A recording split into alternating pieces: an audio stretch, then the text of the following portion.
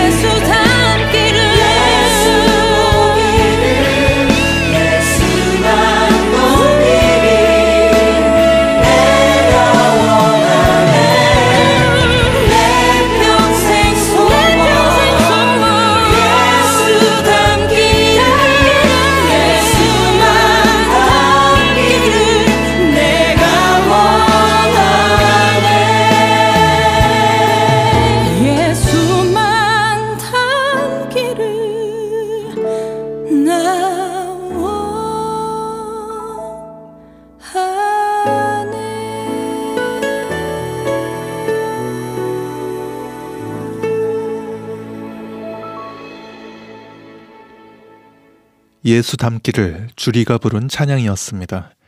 매 순간 예수님 같았으면 하는 소망을 담아서 세계 선교보고 오늘도 전 세계 선교사님들과 함께합니다. 첫 번째 전해드릴 선교편지는 CCC 대학생 선교회라고 들어보셨을 겁니다. 남아메리카 31개국에 약 200여 명의 CCC 간사들이 있다고 하는데 이들 사역자들은 코로나19 사태 이후 최근 3개월간 후원이 20%도 안 되는 이들이 많다고 합니다. 관련된 내용을 중남미 코스타리카에서 사역하고 계신 이성재 선교사님이 전합니다. 최근 한 한국의 교회로부터 현재 필요한 상황에 있어서 긴급 지원을 받을 수 있는 기회를 제공받았습니다. 저는 먼저 남미 전역에 있는 현지 사역자들의 필요가 생각이 났고 그 다음에는 코스타리카 학생들 중에 경제적으로 어려운 학생들에게 생필품을 공급해주면 좋겠다는 생각이 들었습니다. 그리고 한국 교회에 신청을 했고 2,000불이라는 금액을 보내주셨습니다. 너무 감사했습니다. 그래서 남미 CC의 대정 책임자에게 연락해 후원의 어려움을 겪는 간사들의 리스트를 받았습니다. 남미 전역에 200여 명의 현지 사역자들이 31개국에서 사역하고 있는데 받아본 리스트는 거의 충격이었습니다. 최근 3개월 사이에 후원율이 20%도 안 되는 간사들이 너무 많았기 때문입니다. 후원율이 20%라는 말은 한 달에 100만 원 정도가 모금이 되어야 생계가 유지가 되면은 20만 원 정도의 후원이 들어온다는 뜻입니다. 그 중에서 저는 5명을 선택해서 200불씩 보내주었습니다.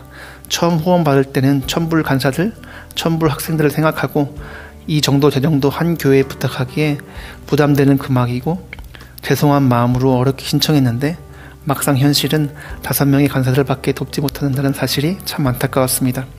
나머지 1,000불은 학생들을 위한 장학금과 생필품을 주기로 생각하고 생필품을 구매하고 학생들의 리스트를 받은 후 어제 한 집에 다녀왔습니다.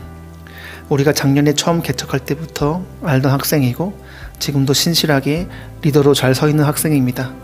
특히 아버지가 목사님인데 갑상선의 문제로 목에 호수를 꽂은 채 생활하신 지 오래되었고 이복 어린 동생과 어머니와 이복 오빠와 사는 경제적으로 늘 어려운 학생입니다. 어제 그 집에 다녀오는데 참 여러 생각이 들었습니다. 와, 이거 한 번의 도움으로는 택도 없는데 어떡하지? 이렇게 어렵게 사는데 캠퍼스에 사역이 있을 때마다 온 것 자체만으로도 정말 엄청난 헌신이었다는 생각과 함께 최소 3개월은 지속적으로 도와줘야 하겠다는 생각도 들었습니다. 이미 교회에서 후원받은 돈은 다 쓴 상태입니다. 이 돈이 정말 큰 돈이고 한국에서 헌금하신 분들이 얼마나 어렵게 모으고 헌금하신지 잘 압니다. 그래서 더 많은 금액을 요청하지 못하고 이것도 크다 했는데 역시 현실에 오니 정말 많은 사람들이 필요를 가지고 있다는 사실을 보게 됩니다. 코로나 시대를 살아가면서 많은 사람들이 낙심하고 경제적으로 어려움을 겪고 있습니다. 저도 이 시대에 어떻게 살아야 할지 늘 고민하는 것 같습니다. 특히 오늘은 주변에 어려운 사람들을 위해 한번 기도하면 어떨까 하는 생각이 듭니다. 서로 위로하고 격려하면서 이 시기를 함께 슬기롭게 이겨내길 정말 간절히 기도합니다.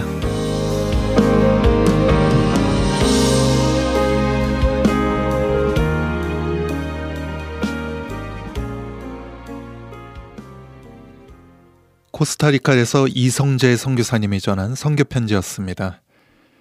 어려운 상황 속에서 더 어려운 이들을 찾아 나눔을 실천하며 복음을 전하는 것을 어떤 선교사님은 모험이라고까지 말합니다. 여기 아프리카 탄자니아에서 섬김은 모험이다라는 제목으로 보내온 선교편지 나정희 선교사님이 전합니다. 요즘 코비드19로 지구촌이 몸살을 앓고 있습니다. 코비드19로 말미암아서 탄자니아도 어려움을 당하는 사람들이 많이 있습니다. 오늘은 시골 지역에서 도와달라는 요청이 있어서 산을 넘어서 달려가고 있습니다. 주님이 지으신 아름다운 자연을 보면서 말씀을 묵상해 보았습니다. 여호와는 나의 목자시니 내게 부족함이 없으리로다. 그가 나를 푸른 풀밭에 누이시며 쉴만한 물가로 인도하시는 도다. 내 영혼을 소생시키시고 자기 이름을 위하여 의의 길로 인도하시는 도다. 하나님의 이름을 위하여 저를 의의 길로 인도하시는 하나님께 감사를 드립니다. 어렵게 도착한 그곳에는 많은 영혼들이 저를 기다리고 있었습니다. 선물을 나누고 복음을 나누고 희망을 나누었습니다.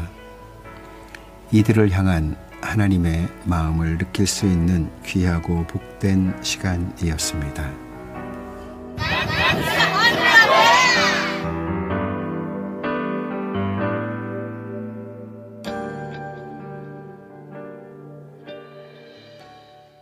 끝부분에 탄자니아 현지인들이 감사합니다 코리아라고 외치는 것만큼이나 우리에게도 기쁨이 되는 소식이었습니다. 탄자니아에서 나정희 선교사님의 선교편지였습니다. 이처럼 전 세계 선교사님들이 보내주신 선교편지들은 사진들과 함께 동영상으로도 보실 수 있는데요. 세계선교보고 홈페이지인 mission.cts.tv에서 또는 유튜브 채널 세계선교보고에서도 접하실 수 있습니다. 성도님들의 많은 관심과 기도 부탁드리면서 계속해서 이번에는 이탈리아 원대식 폴리캅 선교사님이 6월의 선교편지라고 보내주셨습니다. 함께 들어보시죠. 안녕하십니까? 이탈리아 로마 원대식 폴리캅 선교사가 6월 선교지 소식 전해드립니다. 도둑이 오는 것은 도둑질하고 죽이고 멸망시키려는 것뿐이요. 내가 온 것은 양으로 생명을 얻게 하고 더 풍성히 얻게 하려는 것이라. 요한복음 10장 10절 말씀입니다. 수요일에 성경 공부를 하던 중에 성경 공부반 리더인 빈첸조 형제님이 이야기를 하나 하였습니다. 전갈이 강을 건너야 되는데 그때 마침 거북이가 있어서 친절하게 부탁을 했답니다. 거북이가 전갈을 자기 등에 태우고 건너는 중에 전갈이 거북이 목덜미를 보니 도저히 참을 수가 없어 독침을 쏘았답니다. 거북이가 힘을 잃고 죽어가면서 내가 나를 쏘면 내가 죽을 것이고 그러면 내 등에 있는 너도 강물에 빠져 죽을 텐데 어리석게도 나를 쏘느냐고 했더니 전갈이 그게 나의 본성인 걸 어쩌냐라고 말했답니다. 마귀, 사탄의 본성. 세상의 특징은 아무리 좋아 보이고 멋있어 보이고 있어 보이고 원하는 것을 다 주고 행복을 줄 것 같아도 도적질하고 죽이고 멸망시키려는 것뿐입니다. 반대로 예수님의 본성은 우리에게 생명을 주시되 풍성하게 주시는 것입니다. 3월 초부터 이탈리아 내 코로나19로 인해 전면 통제와 모든 업종이 셧다운되어 관광업에 종사하는 저도 3월 2일 바티칸 투어를 마지막으로 일이 끊기게 되었습니다. 저희는 이동 통제 기간인 3월부터 성경 공부와 예배 자리를 지키고자 방향을 잡고 거기에 핵심적으로 투자하였습니다. 핵심 리더들과 매주 수요일과 일요일 교회에서 누가복음 성경 공부를 하였습니다. 어려운 환경 가운데 리더들의 신앙이 많이 성장하고 실제적인 믿음을 체험하는 은혜를 주셨습니다. 빈첸조 형제님은 평범한 이탈리아 가정의 가장이었는데 어머니의 사고로 인한 죽음과 부인과의 이혼 등 어려움이 겹치면서 가족과 떨어져 한 평도 안 되는 작은 컨테이너에서 살고 있습니다. 수도와 전기가 없어 가장 열악한 주거 환경임에도 불구하고 마음이 넉넉한 영적인 부자입니다. 가진 재능이 많아 자원하여 교회 환경 정리, 수리도 하고 코로나 기간에는 여러 곳에서 구호식품들을 구하여 저희들에게 공급해 주었습니다. 이전 경제적으로 어려울 때 파스타나 비스켓, 우유 등 구호식품들을 먹어본 적이 있기에 솔직히 구호식품에 대한 인상이 썩 좋지는 않습니다. 일반 매장에서 판매하는 것에 비하여 퀄리티가 상당히 떨어지는 것도 사실입니다. 그러나 형제님을 통해 공급하시는 하나님의 손길과 형제의 정성을 보니 맛이 너무너무 좋았습니다. 죄와 영적 무지로 인해 도적맞아 파괴된 한 인생이 하나님 안에서 진리의 말씀을 통해 회복되고 새롭게 지어져 가는 것을 보는 것은 선교사의 가장 큰 기쁨이 아닐 수 없습니다. 형제를 포함하여 이번 7월 5일에 4명이 세례를 받고자 기도하고 있습니다. 저희가 2014년 서민 지역의 교회를 시작하면서 하나님이 초기에 보내주신 사람들은 하나같이 연약하고 문제 많은 사람들, 같은 동네에서도 이웃들에게 소외받는 사람들이 대부분이었습니다. 저희는 20대에 캠퍼스 시절 예수님을 만나고 캠퍼스 지성인들 선교를 위해서 온 선교사들입니다. 그리고 초기에 대학생들 선교를 위하여 많은 시간을 보냈습니다. 그래서 월척을 낚아 주님께 드리고 싶은 마음이 늘 있었는데 하나님이 저의 마음 속에 바로 저들이 월척이다라는 마음의 감동을 주셨습니다. 풀비어 형제님은 어린 시절 고깃배 2척을 가진 부잣집 외아들이요.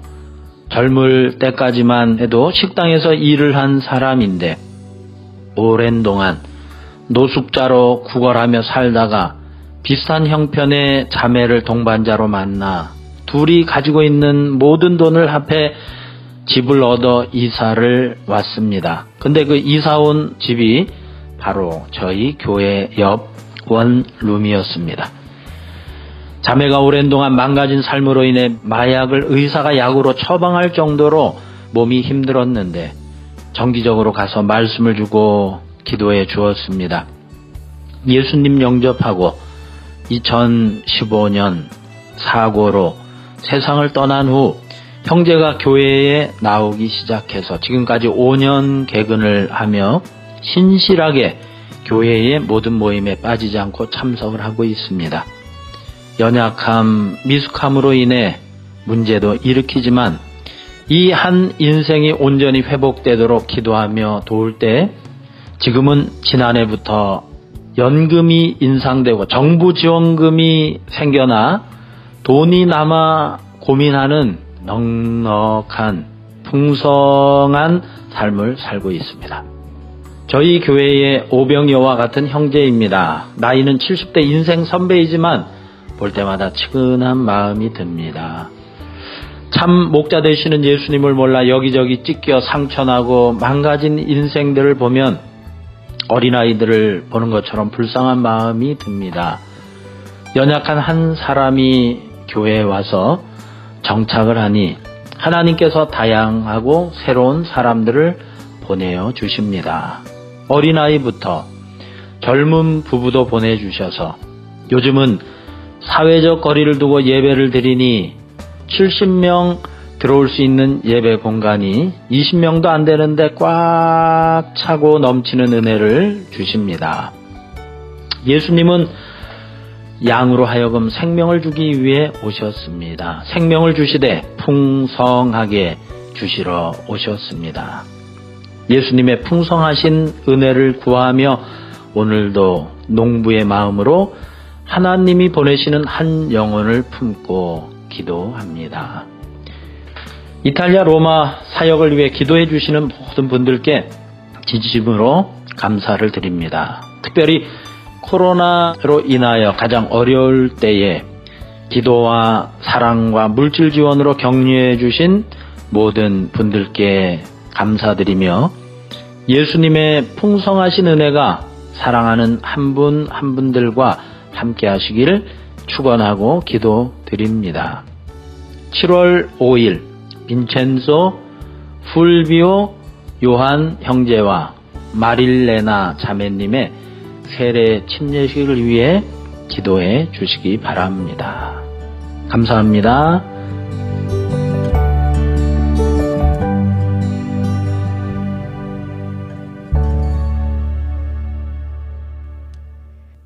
이탈리아 로마에서 현지인들 가운데 4명이 다음 달 첫 주일에 세례를 받을 것이라며 전해주신 원대식 폴리캅 선교사님의 기쁜 소식이었습니다. 계속해서 우리가 흔히 관광지로 알고 있는 서태평양의 작은 섬 괌에서 보내온 선교 편지입니다. 괌 인근 섬들을 마이크로네시아라고 부르는데 이 마이크로네시아와 미국이 재협상 과정에 있다고 합니다. 어떤 내용인지 현지 괌에서 변성유 선교사님이 전합니다. 하파다이 안녕하십니까. 마이크로네시아의 괌에서 활동하는 변성유 목사입니다. 지난 5월 31일자 괌 데일리 포스트 신문에 의하면 미국 정부와 FSM 정부, 마이크로네시아 연방 정부 간의 Compact of Free Association 재협상에 대한 기사가 실렸습니다. 이 협상은 괌에 살고 있는 마이크로네시아 섬 사람들에게 아주 중요한 것입니다. 현재와 같이 비자 없이 괌이나 하와이에 들어와서 살 수 있는가, 미국의 사회복지 혜택을 누릴 수 있는가, 의료시설과 교육을 받을 수 있는가를 결정하는 협상입니다. 지금 마이크로네시아 섬 사람들에 대한 괌 사람들의 적대감은 아주 높습니다. 괌의 참어러들은 섬 사람들을 자기 섬으로 돌려보내라고 강하게 주장하고 있습니다. 지난 6월 4일 괌 메이어들의 회의에서 심각하게 논의된 주제 중에 하나가 섬 사람들을 어떻게 해야 하는가였습니다. 괌에서 일어나는 사건들 중에 대부분이 축섬 사람들이 관여되어 있습니다.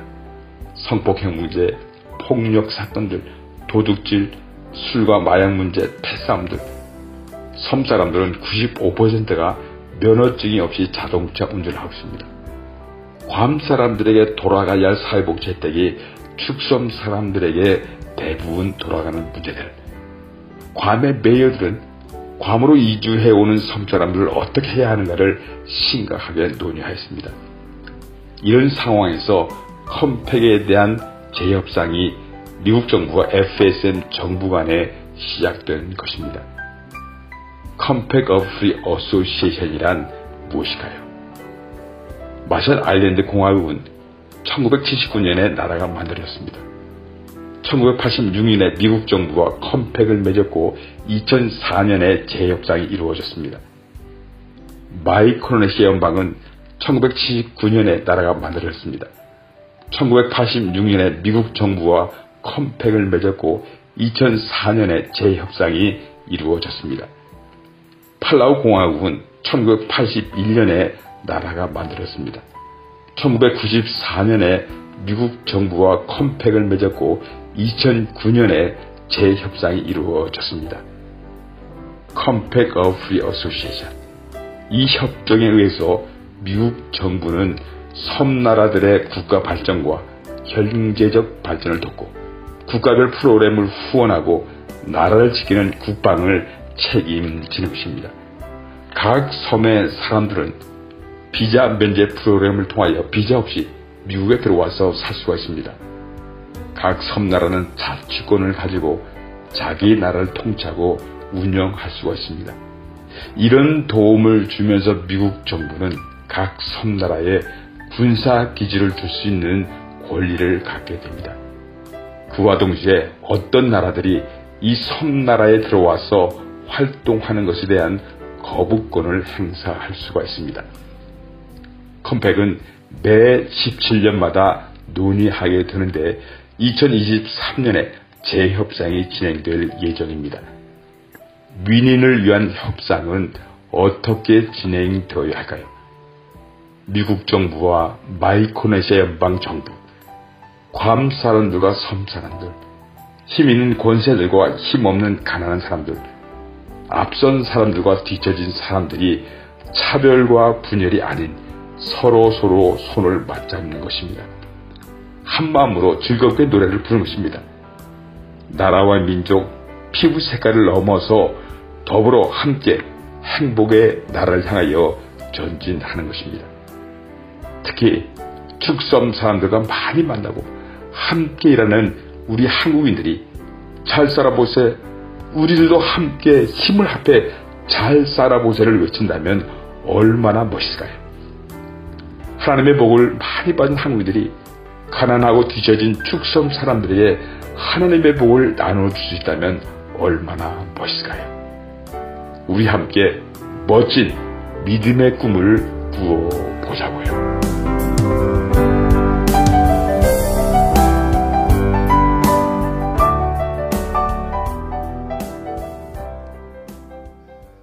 서태평양의 작은 섬들, 일명 마이크로네시아라고 불리는데 이곳 가운데 괌에서 변성유 선교사님이 전해주셨습니다. 이 시간 전해드릴 선교편지는 여기까지입니다만 전 세계 많은 선교사님들께서 생생한 선교편지와 기도 제목들을 다양한 사진과 동영상들로도 함께 보내주시고 계신데요. 세계선교보고 홈페이지인 mission.cts.tv 또는 네이버나 다음과 같은 인터넷 포털 사이트에서 세계선교보고라고 검색하셔서 접하실 수 있습니다. 그 밖에도 얼마 전부터 선교사님들의 선교편지를 유튜브 채널 세계선교보고에서도 접하실 수 있도록 하고 있는데요. 성도님들의 많은 관심과 기도 부탁드립니다.